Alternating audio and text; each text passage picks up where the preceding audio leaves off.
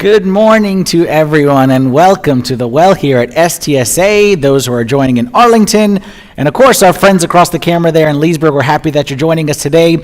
We are in our finale, the series finale, could be the season finale as well, the series finale of a series called You Are What You Ask, where we are approaching life with the idea that ultimately in the end, the outcomes of our lives are determined by the decisions that we make.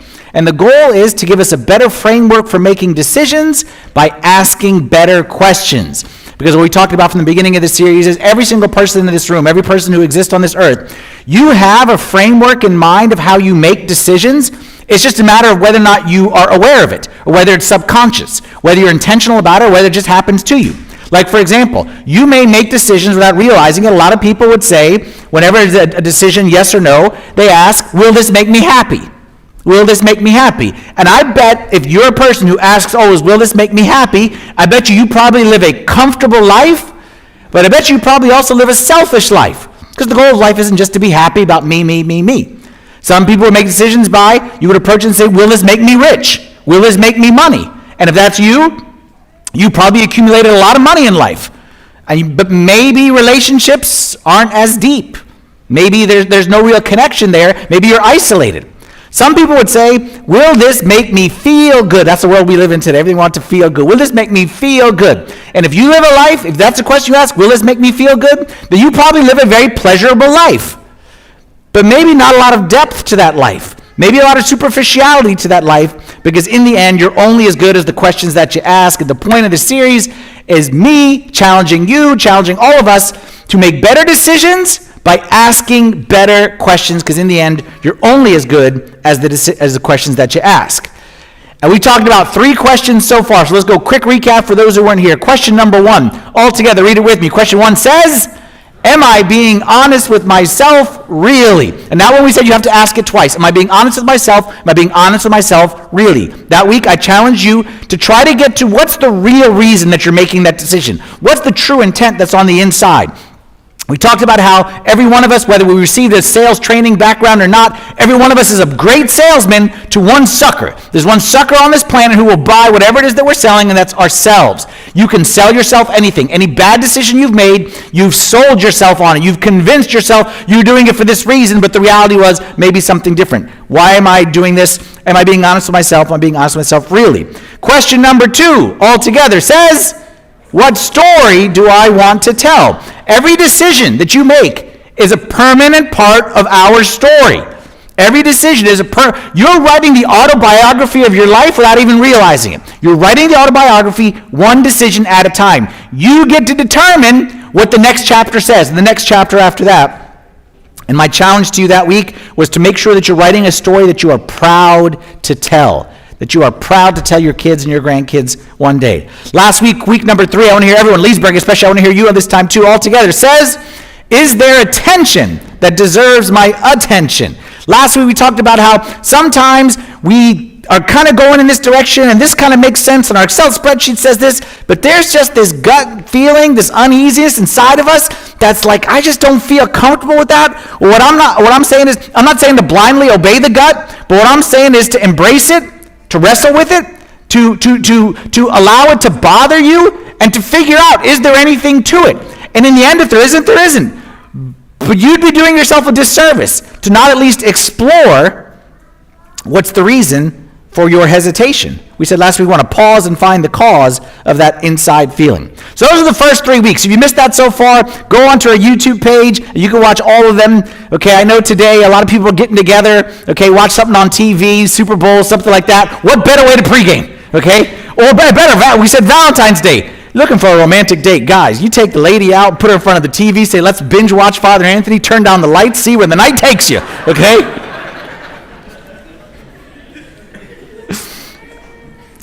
Our fourth and final question we're going to talk about today is the maturity question. Before I get into it, let me ask you a question. Show of hands.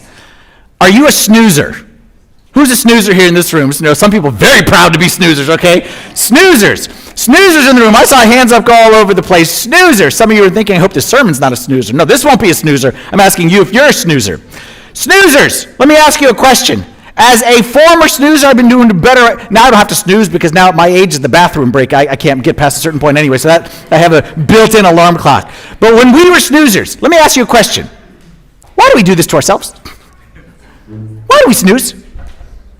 Why do we snooze? Like some of us. Okay, actually, let's do this one. Let's do a little. How many people are multi-snoozers? Okay, let's go here. We'll give another prize. See if we get a prize. How many people snooze twice on average? Okay. How many people snooze 3 times? Woo! Anyone 4? At that point, why are you setting the alarm? Okay, you're going to snooze 4 times. 5 snoozes? 5 snoozes? 6? You're still employed? You got a job? 7? Anybody 7? Oh my goodness. In my notes, I thought 1, 2, 3 would be the most. Let me ask you a question, especially the crazy people who said the 6 and the 7, no offense. Why do we do this? Are we insane? Like, are we insane people? Like, how many of us, if you're like me, how many of us, we got a plan for our night, for our day. At night, we set the plan. I'm going to get up at this time. I'm going to spend time with God. I'm going to eat a nutritious, healthy breakfast, prepared whatever, oats or whatever. I'm going to make it fresh and whatever it is. I'm going to prepare for my day. I'm going to get to work early. Like, I'm going to be prepared. And all that great plan is contingent upon one thing, which is getting up when the alarm rings. And then what happens? Alarm rings. And then all of a sudden, even though you are dead asleep, your ability to do mental gymnastics at that time, okay? Like the brain capacity of the one who wants to get more sleep, automatically we start calculating how much time we actually need, right? We do this. Okay, so my alarm is 9 minutes. If you have a 9-minute or a 5-minute, whatever it may be, mine is 9 minutes. We start to, in our mind, while we're dead asleep, think to ourselves, what can I do with those 9 minutes? How valuable are those 9 minutes? You know what? That healthy breakfast that I said, breakfast is overrated. Intermittent fasting. I need to do intermittent fasting. Snooze. And we say to ourselves, I don't want to get to work early to prepare for this. You know what? There's not that traffic. Snooze. Or we say to ourselves, you know what, brushing my teeth, that's overrated. Most of my meetings are on Zoom. And we start to do all these things. And then finally what happens? Finally it hits us. We're going to get fired from our job if we don't get out of this bed right now. And we jump out of bed like a maniac, skip our Bible, skip our breakfast, skip everything, and in the hopes that we would be so well rested from an extra 9 minutes of sleep. 9 minutes of sleep that's going to change our life is what we think in the moment. We throw away the ability to have a successful day, and we wake up feeling behind, overwhelmed, frustrated. Why do we do that? What's wrong with us? Like, something's wrong with us. Like, if it happened once, okay, it was a rough night. Twice, but some of us, we're serial snoozers. Why? Maybe you're not a snoozer, but maybe for you, maybe it looks a little bit different. Maybe for you, it's not one more snooze. Maybe for you, it's one more bite. Maybe for you, it's one more drink. Maybe for you, it's one more bet. One more click. One more new pair of shoes. Just this one more. And in the one more, we throw away that which you say is important to us. Like, we are willing to throw away our plan for financial freedom for that new pair of shoes. Why? We're willing to throw away our goal of physical health for one more bite. Why? We're willing to throw away relationships and potentially much more for one more drink. Why?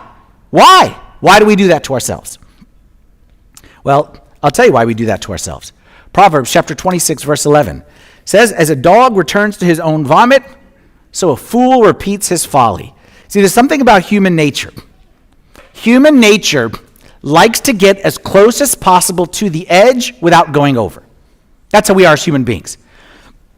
We like to see how close we can get to the disaster and then pull back just right before the end. And I'll prove it to you. I'll prove this to you right now. You drive. How fast do you drive? How do you determine how fast you're going to drive? Does anybody, I would love to meet this person, say, you know what? I agree. 55, that is the safe speed limit. I'm going to drive 55 because somebody has studied it and said that's the safe speed. Anybody do that? How fast do you drive? Go ahead and say it. Don't be embarrassed. We all think the same thing. How fast before I get caught? That's how fast you drive. And you do the math. So you were told, like we were all told, that you can't get a ticket if it's within 10 miles an hour. Okay, that's what we were taught when we were kids, okay? And you ask any police officer, they tell you that's not true. But no, we were taught that, okay? The first kid who got his license said that, so that's like written in stone. So most of us, if we're honest, drive about 9, 10, or 11 miles an hour over the speed limit. Because that's as fast as we can go without getting in trouble. Why do we do that? Why do we say, you may not say this, articulate it this way, but you may say to yourself, how much can I slack off at work before they fire me? How much can I eat before I get a heart attack? How much can I flirt before this is going to affect my marriage? The reason we all do that, there's something inside of us. I'm going to put it up here on the screen, okay? And as soon as I put it up on the screen, again, you may never have said this, but I guarantee that this is how you think, this is how we all tend to think. And I'm going to say the same thing in 3 different ways. We tend to think to ourselves, if it's not illegal, it's permissible. If it's not immoral, it's acceptable. If it's not over the line, it's probably fine. Said another way, we tend to view life in terms of right and wrong. What's allowable and not allowable. What's okay and what's not okay. What is just in front of the line and what is over the line. And in case this isn't readily apparent why this is so dangerous, if you're a parent, imagine you and your children. Like I'm a father, I have a teenage son and a teenage daughter. Would you ever imagine that I would go to my teenage daughter and say the following, sweetheart, my beloved daughter, as you go out to this winter formal dance, as long as you don't do anything that's against the law, I'm fine with it. As long as, would you imagine, I go to my son who's in college now, say, son, have a great time. As long as you don't end up in jail, I'm good with it. Would anyone want their children to make decisions based on what's going to put me in jail or not put me in jail? Of course not. But that's how we do it. We think to ourselves, how much can I get away with? I'll tell you how I hear this in a slightly different way, not so much with the jail, but I hear questions like, is it a sin if? Where does it say in the Bible that? And of course, the ultimate. Are you saying I'm going to go to hell if I do that? And my response is that your goal? To get as close as possible to the gates of hell without entering in, without falling in? Remember last week how I said pay attention to the tension? Once you start asking that, is this unforgivable? Will this take me to hell? Will this destroy my life? Okay, where does it say? Once you start asking that, there's a tension. There's a tension. And we talked about last week, pay attention to the tension. You already know the answer to the question. You just come into me to just try to get someone to validate what it is that you're already thinking about doing. The goal in life is not to get to the edge of the cliff. The goal in life is not to say, how bad can I be without going to hell? The goal is not to say, how much can I flirt before it counts as cheating on my wife?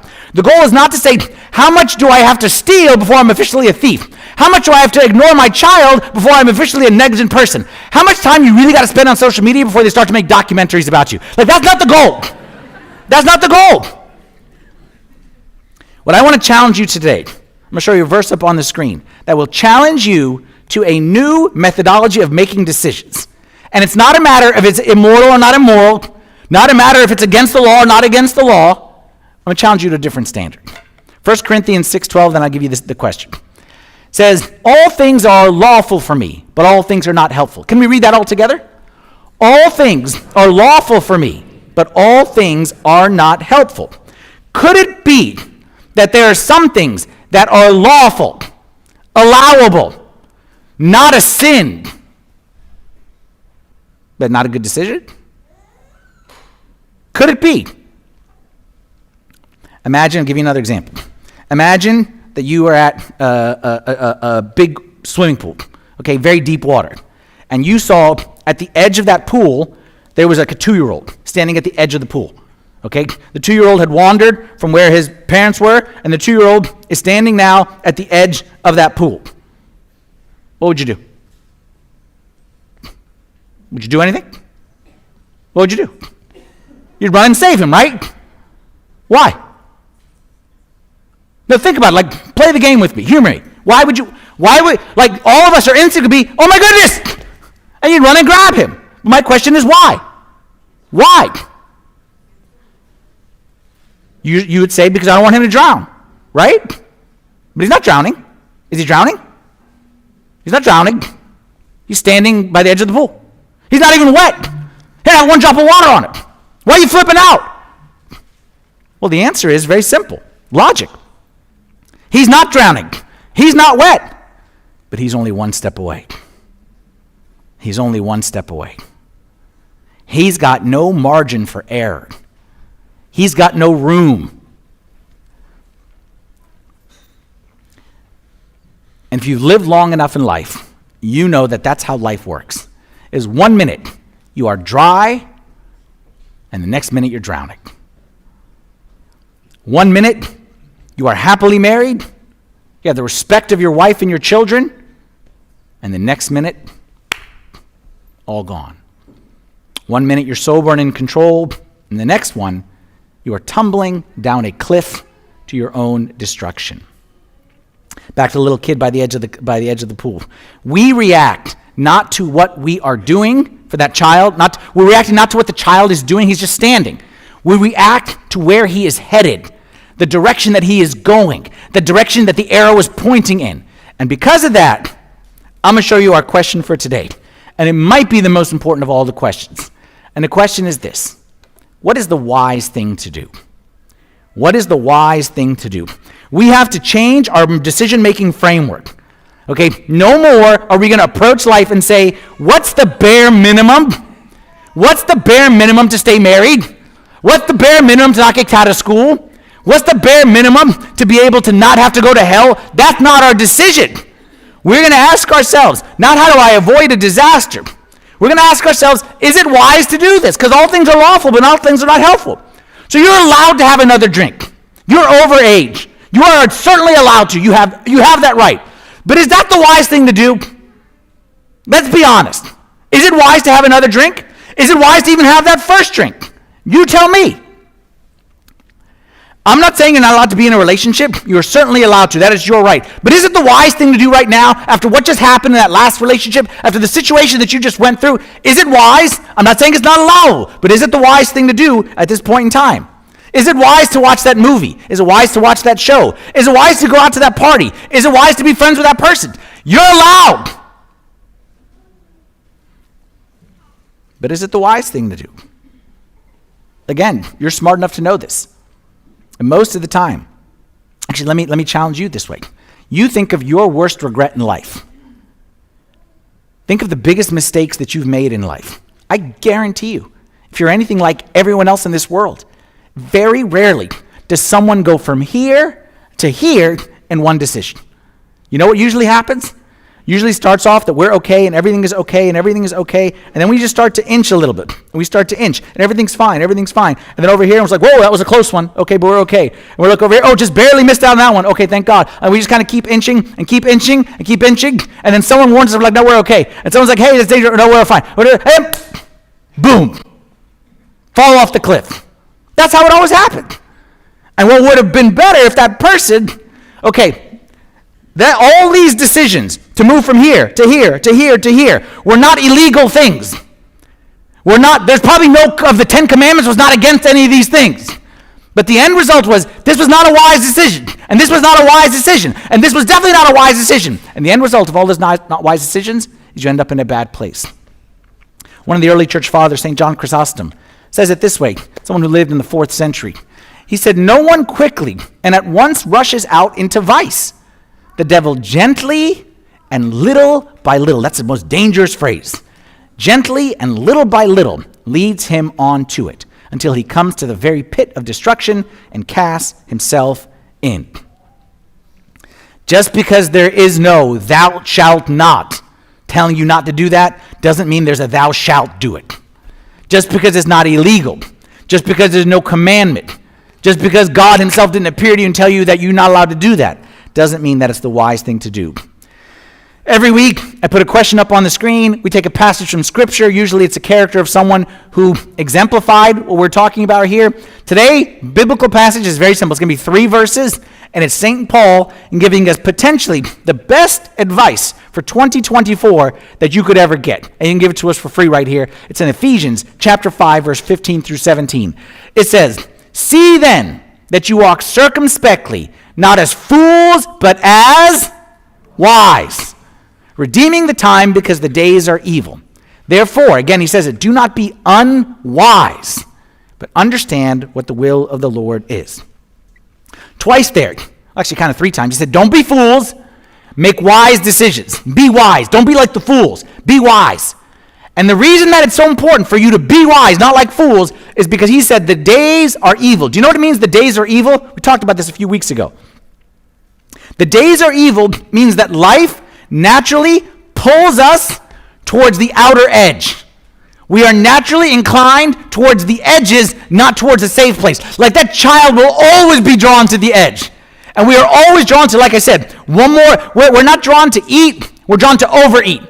We're not drawn to spend, but to overspend. Not to drink, but to overdrink. Like that's our natural, that's inside all of us, is to go to the edge, and the edge, and the edge, and then right at the end, pull back before we get over.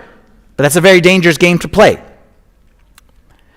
So because of that, we need to stop and ask ourselves the question, not is this allowable, not is this legal, but is this wise? Is it wise to walk to the edge of the pool? Is it wise to walk to the edge of the cliff? Is it wise to go? Like, that's the question we have to ask ourselves. And I'm going to give you 3 ways that you can apply that question.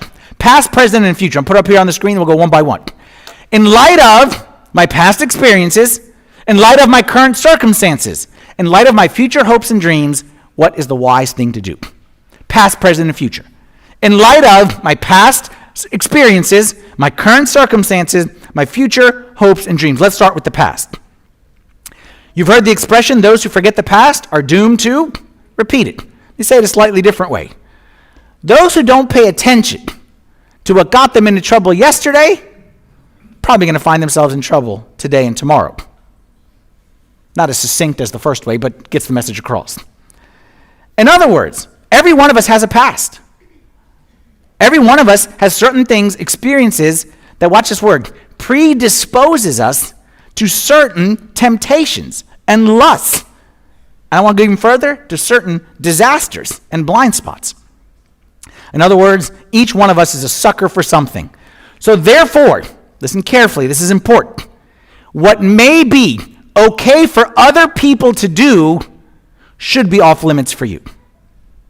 Based on my past experiences, forget about you. Based on my past experiences, for you may say, it's no big deal. But given my experiences and what I've gone through, for me, it's very dangerous and I need to stay away. I'll give you an example. Most people think of me, I know I give off the impression that I am very disciplined. Father Anthony's a very disciplined person, okay? I don't drink, I never have drank. I don't see the purpose of it. Seems like you're wasting a lot of money to act like a fool, but that's whatever, that's on you, okay? I don't smoke, never have smoked, think it's disgusting, okay? I don't want to put that junk inside my body. So you say, Father Anthony's a disciplined guy, you know? I have a weakness. Maybe different than your weakness, but I have a weakness. And this weakness, I fail every time. No matter how much I'm prepared, no matter how much accountability, no matter how much I fast and pray, and in fact, the more I fast, the more I fall. You know what my weakness is? Buffets. All you can eat. And it doesn't matter the kind. Pizza buffet. Chinese buffet, breakfast buffet. One time I went crazy at a sushi buffet. I don't even like sushi. But once you tell me, I don't know what's inside me, once you tell me that it is paid for no matter how much, like I'm going to get my money's worth when I go to all you can eat. There's something inside me, like my mama didn't raise a fool. It's already paid for, you eat as much as you can humanly put inside your mouth. That's how I was raised. One time, before we had kids, me and Marianne went on a romantic getaway, just the two of us, to Myrtle Beach, South Carolina. In case you've never been there, it is the all-you-can-eat buffet capital of the universe. Everything is all-you-can-eat buffet. And we newlyweds, we hit the buffet scene, okay? We hit it hard, okay? Like, we were all over, like, so we did the Shoney's thing, okay, in the morning. We did the Captain D's. Have you been in Myrtle Beach? Captain D's, Seafood Kitchen, okay? Captain D's, someone there. Captain George's, everything's Captain's over there. We did Hungry Howie's, like, everything. And we ate ourselves sick during that week.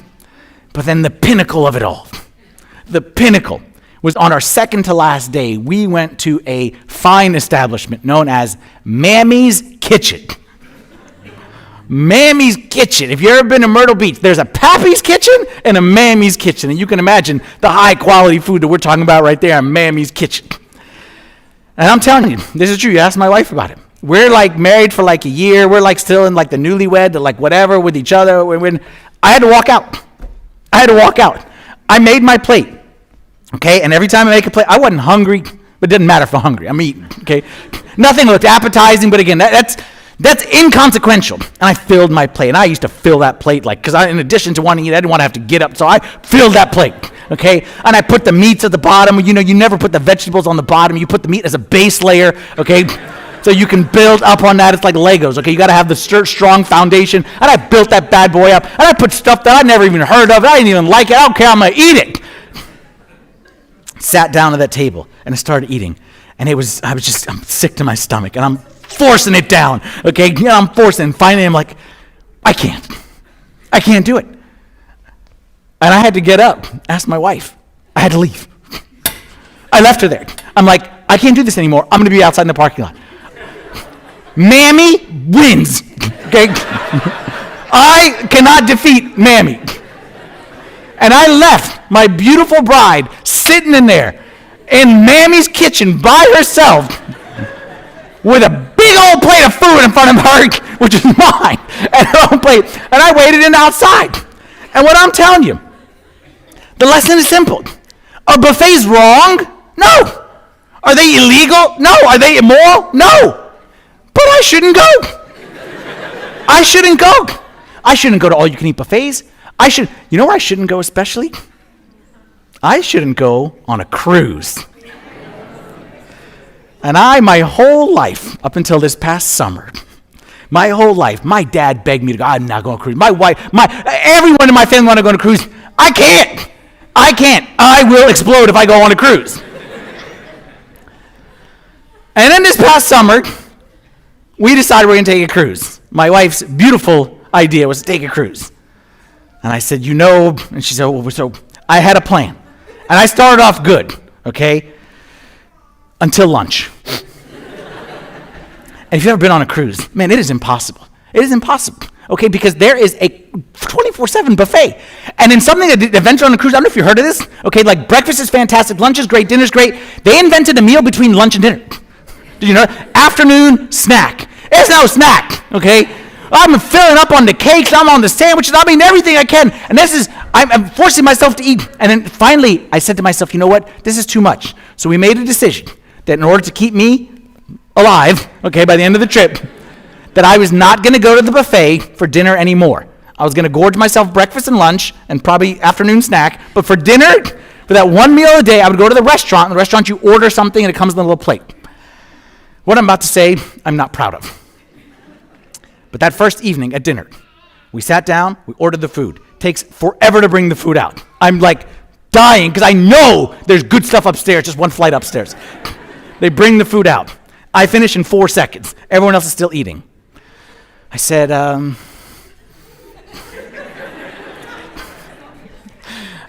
I'm going to be right back. I have to go to the bathroom real quick. And where did I go? I'm not proud of this. Upstairs, 2 slices of pizza and a piece of lasagna. As an in-between the courses of the I'm not proud of myself.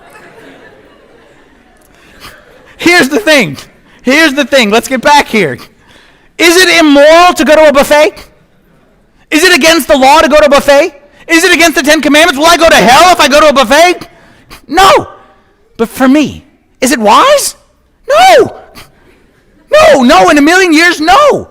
And what I'm saying is, for you, in light of your past experiences, you have to ask yourself the same question. Like, in light of who you are, in light of what you've gone through, is it wise for you, and we'll just go down the list, is it wise for you to take that job? Is it wise to take that job right now? Is it wise?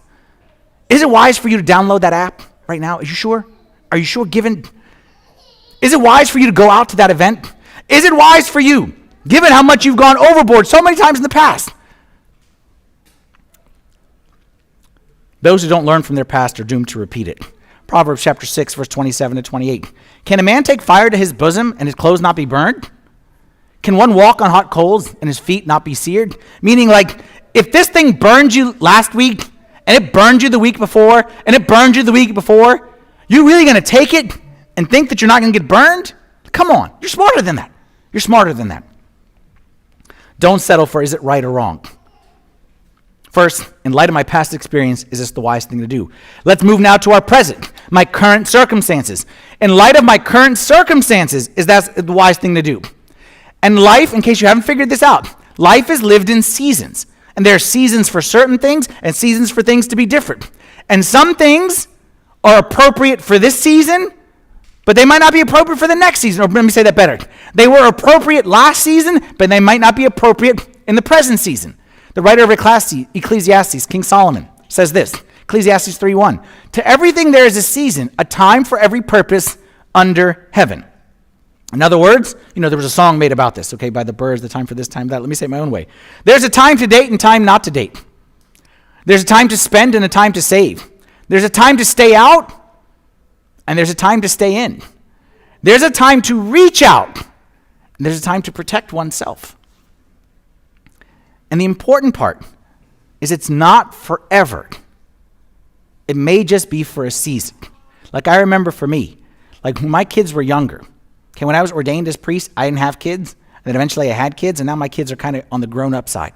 So for me, there was a time when the kids were younger that I said, you know what, for this particular season, I got to just be committed to, you know what, I don't go out on weeknights.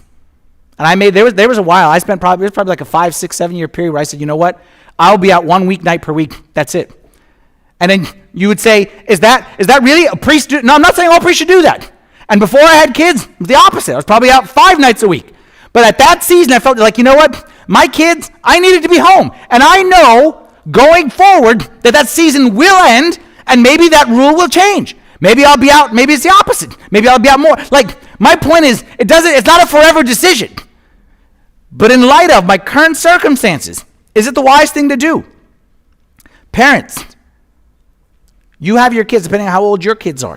Is it wise, given that your kids' age, and given the needs that they have right now, and knowing that they're going to be out the door soon. Okay, if you're thinking they're going to be out the door at 18, I got news for you. Once they hit 16, they're out the door. Is it wise to take on that extra commitment now? Like, I know it's good for your career. I know it'll be good for your career. But is it wise? I'm not saying it's wrong, but I'm saying, is it wise now? Maybe it's something that'll be wise in a couple of years, but is it wise now? Wise to start that business. Wise to take that job. Wise to commit to whatever. Not right or wrong, but is it wise? So, number one, in light of my past experiences, and just think of me at the buffet, is it wise to make that decision? Number two, in light of my current circumstances, is it wise to make that decision now? And then let's go future. In light of my future hopes and dreams, what is the wise thing to do? Look, there is nothing worse than seeing someone lose their lifelong dream. Someone a dream destroyed. But I'll tell you what's worse than someone's dream getting destroyed is when they destroy it themselves. Like, it's sad if you take away my dream. It's worse if I take away myself by self-sabotaging my own future and my own dreams. But I see this all the time. You ask someone, hey, what is it you want out of life? Where do you want to end up? What are you trying to accomplish? And I hear great words. But then the action behind it, the action that goes around it, is undermining that very goal. Singles. How many singles? I want a godly marriage. I want a godly wife. I want a godly husband. I want a godly home. Okay. But you're living very ungodly as a single person. So how's that add up? Because in case you haven't figured it out, you're going to attract what you are. A godly person doesn't want an ungodly person. So it's very logic. Dating couple, we want God's blessing for our future. Okay, but you're living engaged life to do your best to put God as far away as possible from your relationship. You ignore everything he says to do. You ignore his everything, but you somehow want his blessing to come in there. Parents, how many of us say our kids number one, our kids number one, we want our kids number one? Oh, really? Because anytime I talk to your kids, they say Facebook is number one. They say Instagram is number one for mommy. They say she's always on her phone. But on her phone, she's typing in how important her kids are and posting it somewhere. How many of us say we want the will of God? We want God to guide us. We want God's blessing. And every day, we hit that snooze button. We ignore God day after day after day. We ignore his word. We ignore time in prayer. But we really want God to bless our lives and to guide our day. How? I'll give you a verse right here. Galatians chapter 6, verse 7 and 8. Do not be deceived. Do not be deceived. God is not mocked. God is not mocked, meaning you can't pull a fast one on God. Do not be deceived. God is not mocked. For whatever a man sows, that he will, say it with me, that he will also reap. For he who sows to the flesh will of the flesh reap corruption, but he who sows to the Spirit will of the Spirit reap everlasting life. Do not be deceived. God is not mocked. You can pull a fast one on yourself. You can pull a fast one on me. You cannot pull a fast one on God. So you will reap what you sow. And in light of that, let's go through it again. Let me give you some challenges right here. In light of where you want to be in the future, financially, your financial hopes and dreams, what's the wise thing to do right now? Like, be an adult. This is a maturity thing. A mature person can delay gratification for the sake of something greater down the road. So where do I want to be? What financial freedom do I want? And then make a goal and stick to it. Don't let Amazon trick you.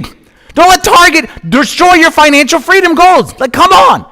Is that the wise thing to do given your future hopes and dreams? Single people, like I said, you figure out where you want to be 10 years from now. You figure out the relationship you want. You figure out where you want to end. And then I ask you, is what you're doing now the wise way to get there?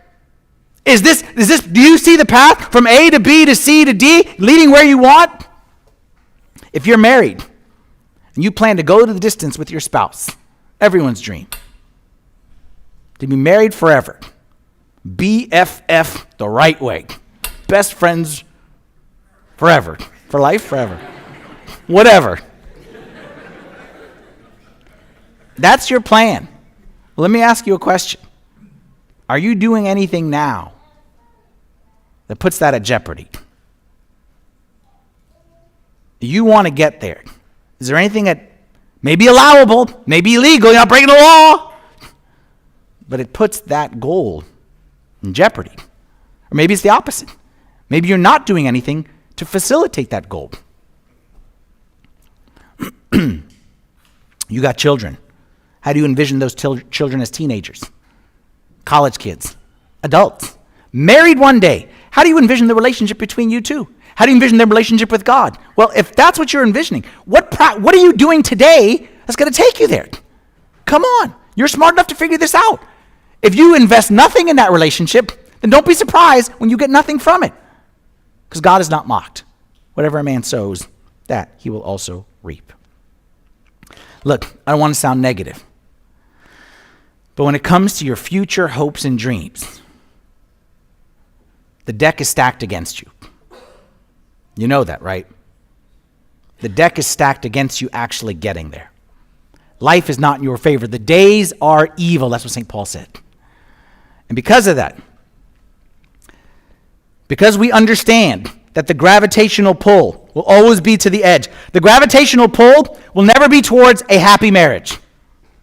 The gravitational pull will be towards, the gravitational pull will never be towards financial freedom. It'll always be towards excess. The gravitational pull will never be to a pure and God-honoring life. The gravitational pull will always try to pull me toward the edge of the cliff and knock me over. So because of that, think of it like the undertow in the ocean. Because I know there's an undertow that's always pulling, I want to get there, but the undertows, so you know what? We have to be very intentional that I'm going to go in this direction. And I know that even if I'm intentional going this way, it's still going to push me, but I'm going to be intentional. So I'm going to ask myself these questions, and I promise you, if you learn to integrate these questions into your daily decision making, you will not regret it. You will not regret it. Because ultimately, in the end, we've all seen too many people lose their dream with little decisions. We don't want that to be us. So get rid of the idea. Is it wrong? Will it send me to hell? Show me in the Bible. I want to hear that question again. The question we're going to ask is, in light of my past experiences, in light of my current circumstances, in light of my future hopes and dreams, is it the wise thing to do? Ephesians chapter 5, we'll show you that verse once again. See then that you walk circumspectly, not as fools, but as wise, redeeming the time because the days are evil. In the end, you know this. In the end, our lives are nothing more than the sum of our decisions. That's it. Where we end up, forget where we end up. Where we are today is simply the sum total of the decisions that we made along the way and the decisions that others made along the way that affected us as well. So you owe it to yourself, and you owe it to your loved ones, and you owe it to the people whose lives are directly and indirectly impacted by the decisions you make today for generations to come. You owe it to them, and you owe it to yourself to pause and ask yourself better questions to make better decisions. And put up here on the screen. And in case we'll make this easy for you, okay, we have these little postcards. You can see some people want to take a picture of it, put it over there. We're also going to hand you out these little postcards as soon as I finish. You see people up and down the aisle here and in Leesburg as well. They're going to have these postcards. And I want you to take this. I don't want this to be a series that was in one ear and out the other. I want you to hang this on your fridge. Hang it on your mirror. Hang it in front of you and work to incorporate these questions into your daily decision making. Because like I said, in the end, your life will only be as good as the decisions that you make. And your decisions will only be as good as the questions that you ask yourself. My hope and my prayer is that when we look back 10 years from now, we look back, maybe someone will have this card 10 years from now, when all of us are in canes and walkers and whatever. Someone will have this card and say, you know what, that card, that question right there saved me from some serious regrets that I could have had in my life. So make sure you grab one of these cards, and when I come visit you in your home, I want to see these things displayed right here, but more importantly, I want to see decisions made based on them. Let's stand together and say a prayer. In the name of the Father, and the Son, and the Holy Spirit, one God, amen. Heavenly Father, Lord, we thank you for all that you've done for us, all that you've given to us. We thank you, Lord, for laying out in front of us the path to life. And we thank you, Lord, that you've given us this like you have big dreams for us. You have big dreams for where you want us to end up. We thank you for that, Lord, and we pray that you would help us not to get in the way of those dreams with our bad decisions. Help us, Lord, to fulfill your plan for our lives by making better decisions and leading to a life with fewer regrets. We pray these things in the name of your Son, Jesus Christ, with the intercessions and the prayers of all your saints. Hear us, Lord, as we pray thankfully. Our Father, who art in heaven, hallowed be thy name. Thy kingdom come, thy will be done, on earth as it is in heaven. Give us this day our daily bread, and forgive us our trespasses, as we forgive those who trespass against us. But deliver us from the evil one. In Christ Jesus our Lord, for thine is the kingdom, the power, and the glory forever. Amen.